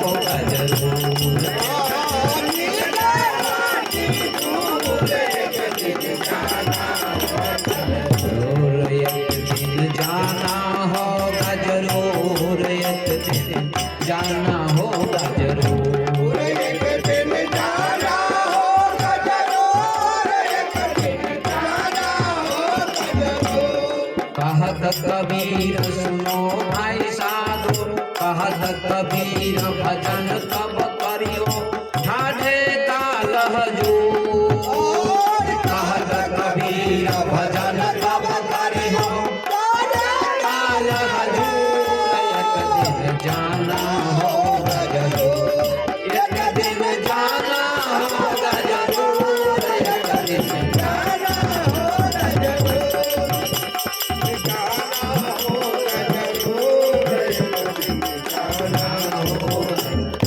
कबीर कहते हैं कि कहत कबीर भजन कब करियो ठाठे काल हजूर। काल खड़ा है तुम्हारे सामने, काल खड़ा है, कभी भी ले जाएगा तुमको। काल को कोई देखता है? कोई नहीं देखता है, लेकिन काल आपके शरीर में रहता है हमेशा। काल हमेशा आपके शरीर में बैठा रहता है। काल माने मौत, नहीं कहते काल काल, काल आ गया ले गया, काल आ गया ले गया, काल ही ले जाता है सबको, काल ही सबको मारता है, किसी को नहीं छोड़ता। साधु को, संत को, राजा को, रंग को, फकीर को, सबको मार देता है। लेकिन अच्छे कर्म करने वाले का नाम होता है। अंतर इतना ही है, जाना तो पड़ेगा, काल सबको मारेगा। बचपन आया, फिर उसके बाद जवानी आती है, फिर उसके बाद बुढ़ापा आता है, फिर मृत्यु आ जाती है। मारता कौन है? काल ही मारता है। काल मार देता है सबको। इसलिए भजन करो, सत्संग करो, भक्ति करो, कथा सुनो, सत्कर्म करो, तो दान करो। ये तीसरा चरण है धर्म का।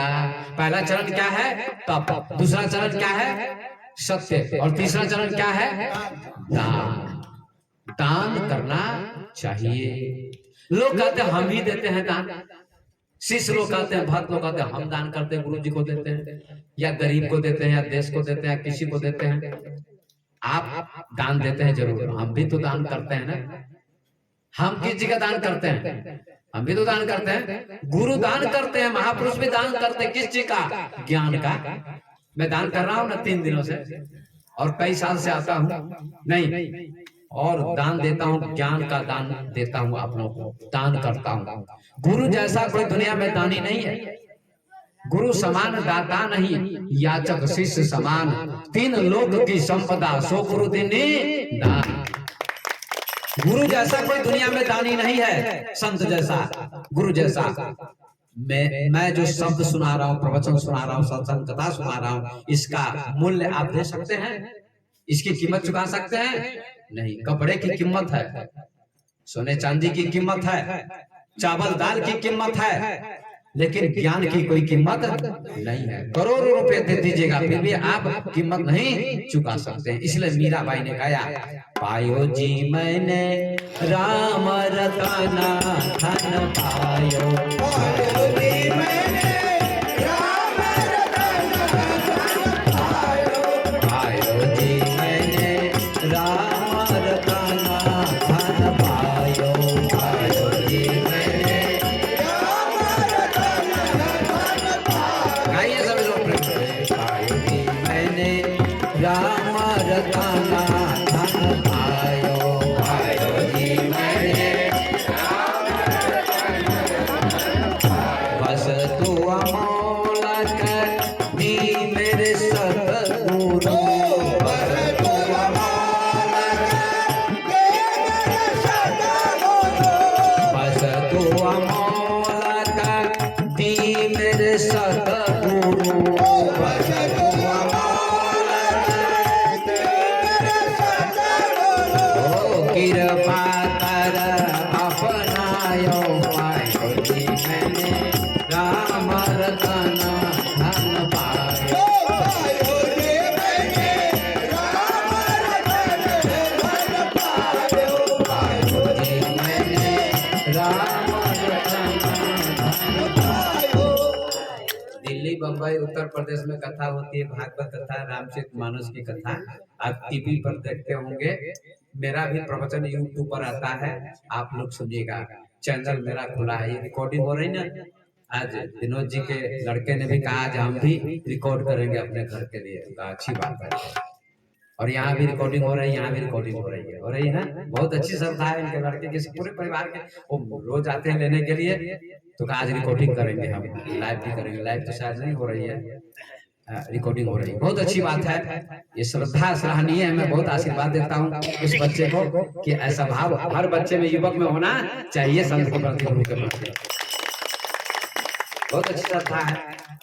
रिकॉर्डिंग हो रही है, आप लोग सुनिए। माता बहन जिनके पास नेट वाला मोबाइल है, आप लोग सब्सक्राइब कीजिए। आज भी 2 महिलाएं आई थी दर्शन करने के लिए कि कंठी लूंगी मैं, तो मैंने कहा वहीं आइएगा, दे दूंगा।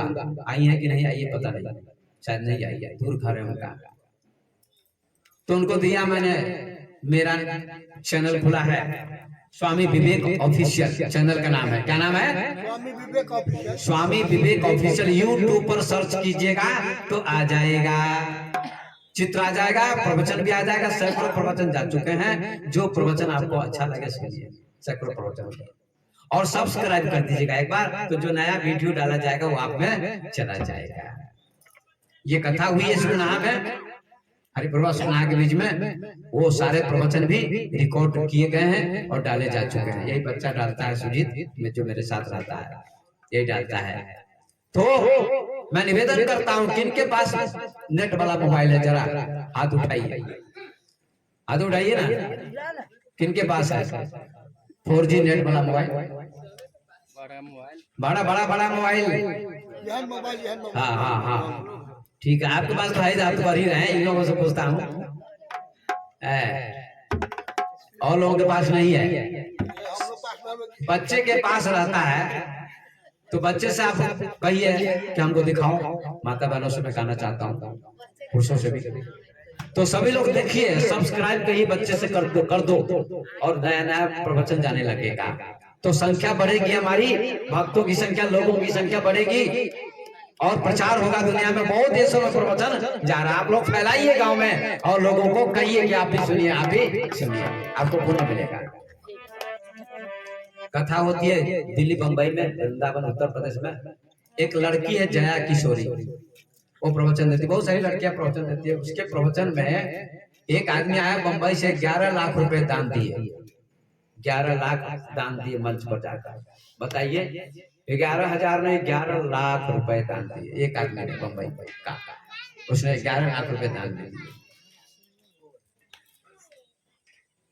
धनी मनी लोगों को और दान करना चाहिए, इसलिए दान में कमी नहीं होनी चाहिए, तो और बहुत मिलेगा। आश्रम हमारा छोटा है, बड़ा आश्रम बनाना चाहिए। आश्रम मेरा छोटा है अभी, ये खरपुरवा में भी आश्रम हो जाना चाहिए, हरिपुरवा में भी आश्रम हो जाना चाहिए, ऐसी हमारी इच्छा है। कभी न कभी, चाहे साल भर में हो, चाहे 6 महीने में हो, एक यहाँ भी आश्रम होना चाहिए। इंडिया में भी एक, यहाँ भी। 6 महीने यहाँ रहूंगा, 6 महीने वहां रहूंगा, अच्छा होगा ना। आप लोगों को 6 महीने कथा सुनाऊंगा, प्रवचन 6 महीने वहां, अप डाउन इधर उधर होता रहेगा, और बहुत लाभ मिलेगा आप लोगों को। तो इसलिए आश्रम का निर्माण कीजिए, विकास कीजिए, और प्रचार कीजिए, तो बहुत अच्छी बात है। आइए अब आगे चलते हैं। चौथा चरण विराम दूंगा। चौथा चरण क्या है? तीसरा चरण दान, चौथा चरण है पवित्रता। चौथा चरण पवित्रता है। पवित्र रहना चाहिए व्यक्ति को।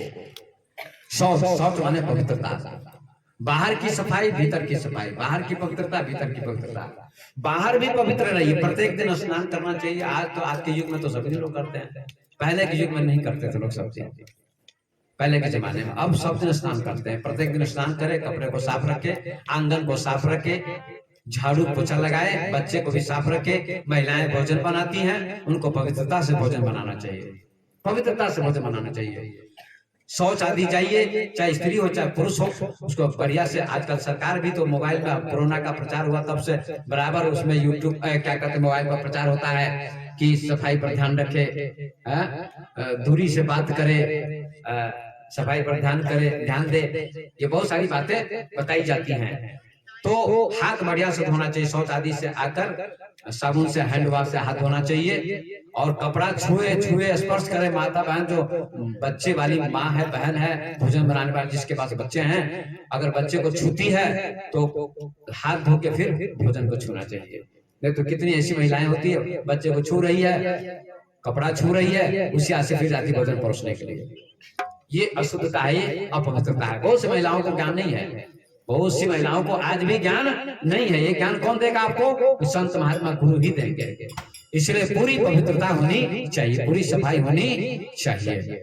और नाखून नहीं रखना चाहिए बड़ा बड़ा। कोई लड़की लड़का भी नाखून रखता है। कथा में कई बार मैंने लड़की को टोका, कोई लड़की को देखा, कई जगह मैंने बड़ा बड़ा नाखून। कथा के बाद मैंने बुलाया, नाखून क्यों रखा तुमने? लड़का भी रखता है तो कहा फैशन के लिए। हमने पूछा किस लिए नाखून रखा है तुमने? एक लड़की से कहा फैशन के लिए। अच्छा, नाखून फैशन के लिए रखा तुमने, और क्या काम करेगी इससे? मैंने कहा नाखून में गंदगी आ जाती है, भोजन के समय में गंदगी अंदर चली जाएगी, इसलिए नाखून बड़ा नहीं रखना चाहिए, काट के रखना चाहिए। तो कहा बाबा एक और काम के लिए नाखून मैंने रखा है। कहा ससुराल जाऊंगी ना तो सास से झगड़ा होगा, कुछ नहीं होगा तो यही भोंक दूंगी। मैंने कहा देखो कितनी खतरनाक लड़की है, अभी से तैयारी कर रही भोंकने की। ऐसा मत करो बच्ची, उसको समझाया। तो नाखून बड़ा नहीं रखना चाहिए, छोटा रखना चाहिए, काट लेना चाहिए, साफ रखना चाहिए। तो नाखून भी नहीं रखिए और कपड़े को साफ रखिए। पुराना कपड़ा हो, साधारण कपड़ा हो, लेकिन साफ रखिए। सफाई ही स्वर्ग है। सफाई क्या है? स्वर्ग है। सफाई ही स्वर्ग है। फूस का घर हो, मिट्टी का घर हो, मिट्टी का आंगन हो, और वहां तुलसी के पौधे लगे हो, गोबर से आंगन को लिपिए। अगर मिट्टी का आंगन है तो, अगर पक्का का आंगन है तो पोछा लगाइए, झाड़ू लगाइए, बढ़िया से साफ रखिए। मक्खियां नहीं भिनभिनानी चाहिए, शुद्धता पवित्रता होनी चाहिए, पूजा पाठ करना चाहिए, और घर में भजन करना चाहिए, साधु संत को बुलाना चाहिए, तो आपका घर स्वर्ग और पवित्र हो जाएगा। तो सफाई ही स्वर्ग है। और भीतर की पवित्रता क्या है? बाहर पवित्र रहो और भीतर भी पवित्र होना चाहिए। भीतर में काम, क्रोध, लोभ, मोह, छल, कपट, अहंकार, बुराई भी नहीं होनी चाहिए। मन में ये सब विकार होते हैं, छल कपट, ये मन के विकार है, मन की गंदगी है। छल नहीं होना चाहिए। भगवान किसको मिलते हैं? भगवान किसको मिलते हैं? धनी को मिलते हैं? नहीं। प्रोफेसर को मिलते हैं? नहीं। प्रधानमंत्री को मिलते हैं? नहीं। पुरुष को मिलते हैं? नहीं। स्त्री को मिलते हैं भगवान? नहीं। जवान को मिलते हैं? नहीं। बूढ़े को मिलते हैं भगवान? नहीं। फिर किसको मिलते हैं भगवान? किसको मिलते हैं भगवान? बात तो सही है, भक्त को मिलते हैं। लेकिन जिसका हृदय, भक्त भी कितने हो जाते, लेकिन हृदय साफ नहीं होता बहुत भक्तों का। हृदय साफ नहीं होता है, हृदय साफ नहीं होता है भक्तों का भी। कितने भक्त लोग भी गलत होते हैं। जिसका हृदय साफ होता है उसी को मिलता है। तो जिसका हृदय पवित्र है उसी को भगवान का दर्शन होता है। गोस्वामी जी लिखा, निर्मल मन जन सो मोहि पावा, मोहि कपट छल छिद्र न भावा। जिसका मन निर्मल होता है उसी व्यक्ति को भगवान मिलते हैं। निर्मल मन जन सो मोहि पावा। रावण के भाई विभीषण राम की शरण में चले गए, उनको राम का दर्शन भी हो गया, और रावण की मृत्यु के बाद लंका के राजा भी बन गए। निर्मल मन जन सो मोहि पावा, मोहि कपट छल छिद्र न भावा। छली मत बनो, कपटी मत बनो। अब अपनी वाणी को मैं विराम देता हूँ। 4 चरणों की मैंने व्याख्या की है। धर्म के 4 चरण होते हैं, तप, सत्य, तप, सत्य बोलो, तप करो, सत्य बोलो, और क्या? दान करो, और पवित्र बनो। पवित्र बनो, गंदा मत रहो, अपवित्र मत बनो। ये 4 चरण धर्म के होते हैं। इन्हीं शब्दों के साथ वाणी को विराम देता हूँ। कल दूसरी चर्चा होगी, फिर 7 बजे से आप लोग उपस्थित हुइए और कथा का लाभ उठाइए। अब आरती होगी।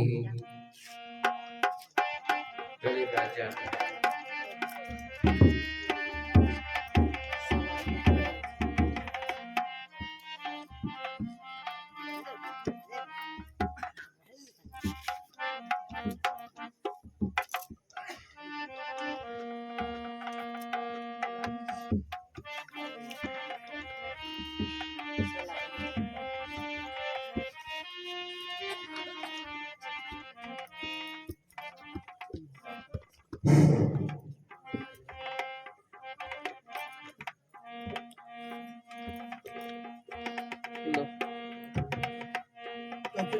भगवान की जय, आनंद भगवान की जय, स्वामी विवेकदास महाराज की जय, जय जय शिव सीताराम।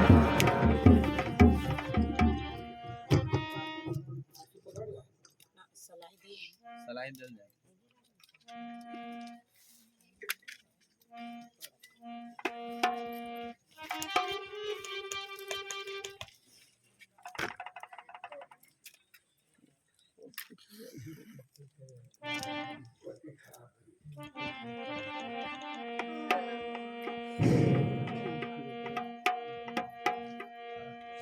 है तेरे घर तेरे यार तेरा